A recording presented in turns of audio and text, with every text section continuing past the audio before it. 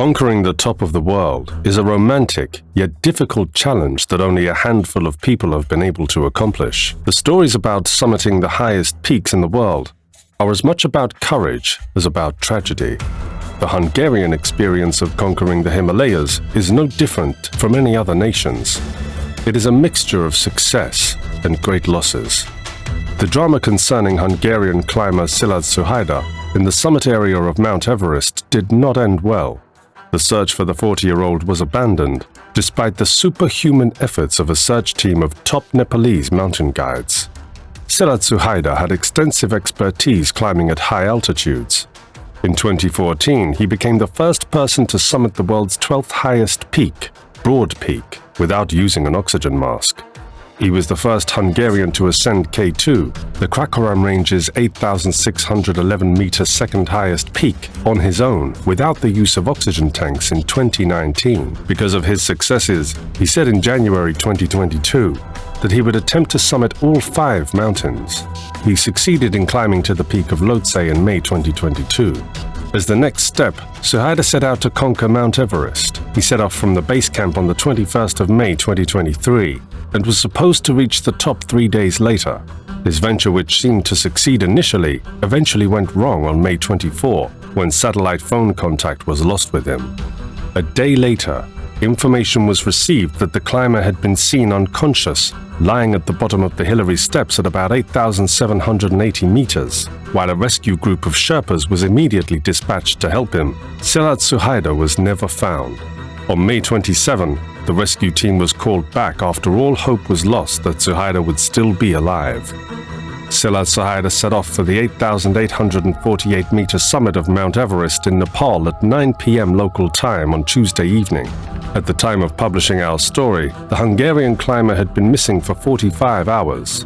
To make matters worse, he's out there without emergency oxygen or personal Sherpa support, so he has to carry his equipment and cope with the elements entirely alone. Ben Ferrer, a member of the Seven Summits Climbs team, was returning from the summit of Everest at 7:30 a.m. on May 24 when he met a climber sitting on the balcony. It was Szilárd Szuhajda of Hungary, who was climbing on his own, without oxygen. Ferrer snapped a photo, but he never imagined that it would be the last visual record we have of Szilárd. He agreed to share the image as we search for details on his tragic climb. Szilárd last contacted his home team by satellite text or voice, which one is still unclear at 7:45 a.m. Nepal time. At that point, he had reached the balcony at 8,430 meters and said he was feeling strong and the weather was good. The GPS tracking device that Szilárd was carrying, according to Laszlo Pinter, a Hungarian journalist in touch with his home club, isn't always accurate. The climber was found at 8,700 meters by the last signal received this afternoon Nepal time. Since then, there have been no updates, and the mountain is now completely dark. Maybe not until tomorrow morning will we hear more. Szilárd is still carrying his gear and supplies up and down the mountain with no Sherpa to help him with chores like pitching a tent or melting snow for water. Those tasks seem minor at sea level, but are exhausting for a breathless climber at 8,000 meters. Sticking to the criteria of no O2 climbing, he's also carrying no emergency oxygen with him. However, Szilárd stuck to a conservative, well-planned acclimatization strategy that ignored the earlier summit fever around him. On this final push, he left base camp this past weekend and has advanced to 1 camp per day. He asked the altitude of the balcony. It's 8,400 meters, Ferrer told Explorer's Web. He seemed pretty tired, so I incorrectly assumed he was letting his team know his turnaround point, altitude. I greeted him briefly. We had chatted in base camp. I asked him how he was doing, and he just replied, "Okay." Ferrer noted at the time the weather was sunny and windless. The conditions for summiting were probably the best of the season that day, with warm temperatures, few people on the mountain, and no clouds or wind, he said. Eventually, Szilárd stood up and continued. 6 hours later, he crossed paths with Gelje. Szilárd was above the balcony, but not much further up. I tried to talk to him, but he didn't respond, said Gelje. He just kept going up, very slowly, but steadily upwards. A determined man cut from a different cloth. Suhaida was still on his way to the summit at the time. Saikali talked to the Hungarian tabloid Blik, saying that he was almost certain that the Hungarian climber would not survive the summit attempt. I first noticed about 4 p.m. he was traveling steadily and rather slowly. However, it was already very late, and he had not yet reached the south summit, so continuing to climb was extremely dangerous. Gelje Saikali reported about the encounter with Selat Suhaida and said, "On top of that, the weather conditions, which had been favorable up to that point, started to turn ugly, and the wind picked up, and it started to become dark. In such circumstances," he claimed, "the endeavor to summit was all but guaranteed to fail, or even end tragically." The Canadian mountaineer said that he was sure that due to bad timing and his condition, Suhaida would not return. Considering how slowly he was going, and the other hindering factors, there was very little chance he could make the trip. "He should have turned back," said Saikali, who tried to speak to Selat Suhaida but received no reply. "The last time I looked at him, he was only about 20 meters below the south summit, but he was still standing and kept going," Gelje told Blik. He was able to see Suhaida until he had to help his friend.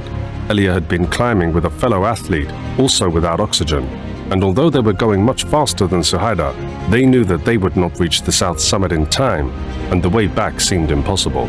Eventually, they decided to turn back. The Canadian climber also told Blik that Suhaida did not have a backpack and did not seem to have any emergency plans. Although he did not want to be insensitive, it was obvious there and then that the Hungarian climber had little chance of surviving. But he was determined. He just kept going, he added. Meanwhile, the last photo of the Hungarian climber was published. It was made by Ben Ferrer, a Seven Summits Climbs team member, who was returning from the summit when he met a climber sitting on the balcony. As it turned out, it was Selat Suhaida. According to Ferrer, the Hungarian seemed tired, so he incorrectly assumed he was letting his team know his turnaround point. But eventually, Suhaida got up and continued climbing. It was about 6 hours later that he encountered Saikali. Meanwhile, on Monday morning, Sherpas found Selat Suhaida's belongings left behind. The jacket and tent were at an altitude of 6,500 meters. The Sherpa who found the equipment is almost certain that it is the Hungarian mountaineer's belongings, as the logos of the companies that supported Suhaida's expedition are visible. There's still no explanation for why he left his equipment at this level, as it is unusual to start directly to the summit from that point, just above Camp 2. The search for missing persons on Everest, including Suhaida and a Sherpa, is still on. Drones will be sent up, but for the time being, they cannot do so because of the bad weather. Sadly, his determination cost him his life. Suhaida Selat collapsed at the Hillary Step, very close to the summit. His satellite device gave a signal from 8,795 meters at the Hillary Step altitude late in the night. The following morning, an Imagine Nepal team saw him, slightly off the fixed ropes, and still showing signs of life, but in a very serious state. The team Sherpas were helping a client and couldn't provide further help. It is unknown if someone else saw the climber that day. Gelje Sherpa and Mikel Sherpa's rescue team started toward him later that day, but the climber was not there when they reached the Hillary Step on May 26. Selat Suhaida perished on Mount Everest while attempting to scale the 8,848-meter peak without the aid of Sherpas or an oxygen tank.